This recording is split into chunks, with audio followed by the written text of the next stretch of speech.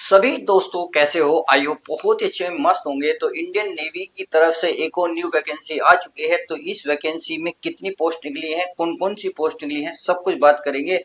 मैं बात कर रहा हूं, देखिए इंडियन नेवी में नई भर्ती अग्निवीर की आ चुकी है। इसमें पोस्ट लगभग 6000 प्लस रहने वाली है। इसमें बहुत ही कम फीस लगेगी। देखिए पोस्ट नेम क्या आएगी, क्या सैलरी रहेगी, सैलरी के बारे में बात करेंगे। एज कितनी रहने वाली, क्या क्वालिफिकेशन रहेगी, तीनों जो पोस्ट निकली है उनके लिए अलग अलग क्वालिफिकेशन मांगी है। तो क्या कुछ रहेगा सब कुछ डिस्कस करेंगे। सिलेक्शन प्रोसेस क्या रहेगा, एप्लीकेशन फीस कितने रहेगा, most important apply and official website, apply कब से चालू है, कब इसकी लास्ट डेट है, ये बात करेंगे। तथा ऑफिशियल वेबसाइट, किस ऑफिशियल वेबसाइट पे जाकर फॉर्म को फिल कर सकते हैं, यह सब कुछ मैं इस वीडियो के माध्यम से बताने वाला हूं। तो वीडियो को फटाफट लाइक और शेयर कर दो और चैनल पर चैनल को सब्सक्राइब कर लो। तो चलिए चलते हैं, करते हैं स्टार्ट। अगर इंडियन नेवी की तरफ से मैं बात करूं तो तीन जो निकली है पोस्ट निकली हुई है। एक निकली है SSR, एक निकली है MR, एक निकली है प्यारे बच्चों आपका एक निकली है इंडियन, एक SSR, एक है MR, एक है SSR मेडिकल, यानी कि SSR मेडिकल, SSR मेडिकल।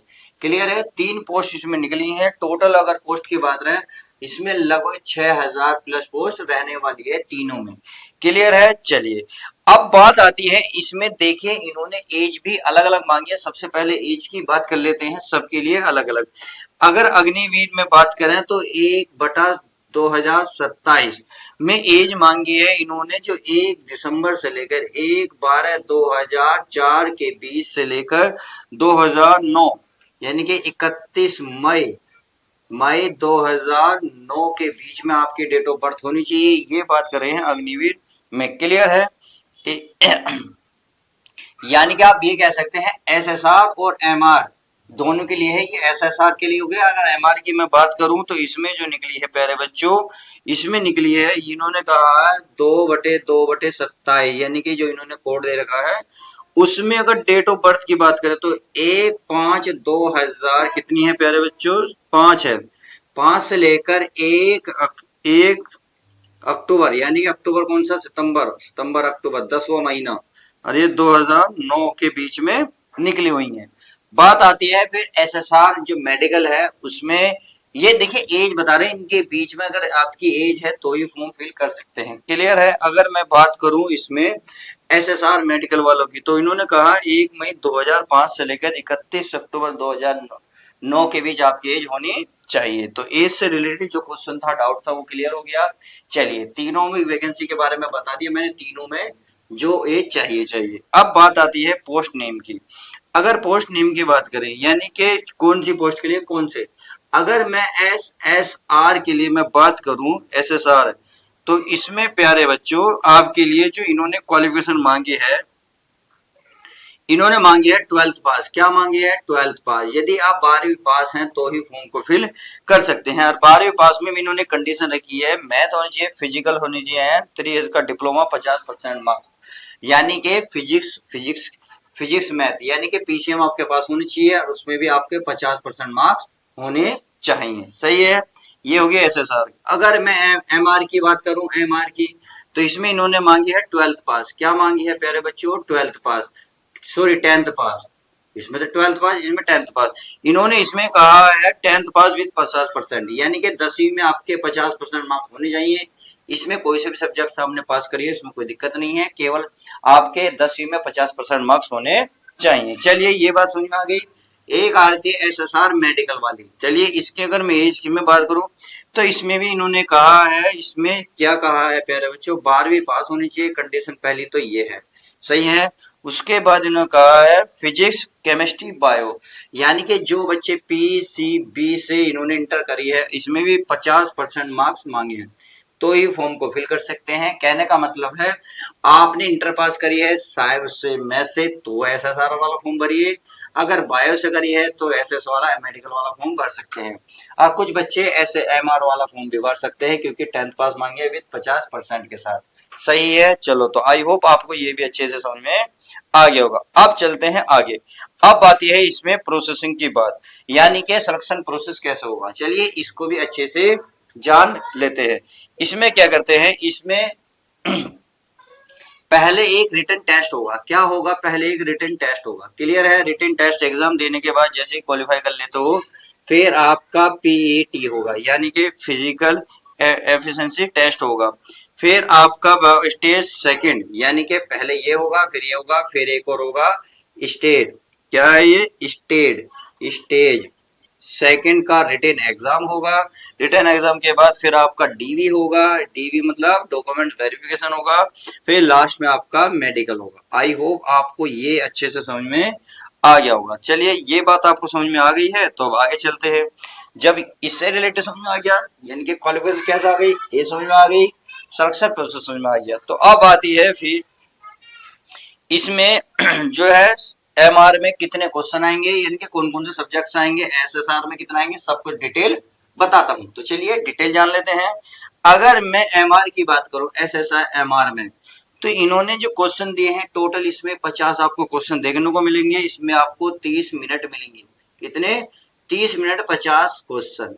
चलिए अब बात आती है तो इसमें जो है लेवल कौन सा रहेगा, 10th क्लास वाले का लेवल रहेगा और 10th पास यानी कि 10th पास तक का लेवल रहेगा। उसमें क्या जो आपने 10th क्लास तो में पढ़ रखा है, सही है। ड्यूरेशन बता दी। नेगेटिव मार्किंग की अगर मैं बात करूं तो नेगेटिव मार्किंग हाँ रहने वाली है 0.25 इसमें नेगेटिव मार्किंग रहेगी यानी कि एक क्वेश्चन पे आपके 0.25 मार्क्स काट लिए जाएंगे। अगर मैं इसमें सब्जेक्ट पर तो साइंस मैथमेटिक्स जनरल अवेयरनेस से रिलेटेड क्वेश्चन आएंगे और बाकी इसमें कुछ नहीं आएगा।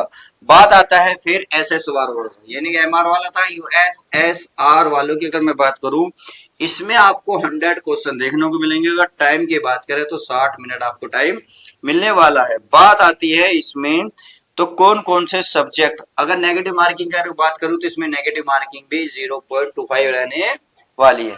आई होप आपको ये समझ में आ गई। बात आती है तो फिर इसमें जो है आपका लेवल कौन सा रहेगा, तो लेवल मैं पहले बताया था ये 10th 12th क्लास वालों के लिए आएगा यानी कि 12वीं पास हो तक का लेवल आएगा। क्लियर है, यानी कि अगर 12वीं पास तक के जो सब्जेक्ट है उस तक ही आपका लेवल रहेगा। बात आती है इसमें फिर कौन कौन से सब्जेक्ट होंगे। सब्जेक्ट के बाद English, science, mathematics and general awareness से रिलेटेड क्वेश्चन आएंगे। बाकी और क्वेश्चन देखने को नहीं मिलेंगे। चलिए ये बात समझ में आ गई। तो फिर अब बचा मेडिकल वाला यानी कि एसएसआर जो मेडिकल वाला है, अगर मैं उससे रिलेटेड क्वेश्चन की बात करूं तो उसमें भी आपको 100 क्वेश्चन देखने को मिलेंगे। टाइम आपका कितना मिलेगा प्यारे बच्चों, 1 आवर्स मिलेगा अर्थात 60 मिनट का टाइम मिलेगा। नेगेटिव मार्किंग 0.25 रहने वाली है। क्लियर है। अब इसमें सब्जेक्ट कौन कौन सा आएंगे, तो सब्जेक्ट सुन लीजिएगा जो मेडिकल में है, क्योंकि इसमें मैंने अभी बताया था जो पीसीबी से भर सकते हैं तो उसी से रिलेटेड होंगे यानी कि English, science, biology and general awareness से रिलेटेड आपके क्वेश्चन होंगे। 12th लेवल का सब्जेक्ट आएगा। क्लियर है। आई होप आपको ये भी अच्छे से समझ में आई होगी। अब बात कर लेते हैं सक्सेसफुल में फिजिकल टेस्ट यानी कि पीईटी। अगर मैं फिजिकल की बात करूं, फिजिकल टेस्ट टीईएसटी टेस्ट, सही है। तो इसमें बात करूं जनरल वालों के लिए, जनरल वाले देखिए जनरल वालों की अगर मैं बात करूं तो इसमें चाहे मेल हो या फीमेल हो, यानी कि मैं पहले ही बताया था मेल फीमेल दोनों अप्लाई कर सकते हैं। भारत का किसी भी स्टेट से हो अप्लाई कर देना। क्लियर है। मेल फीमेल की बात कर लेते हैं।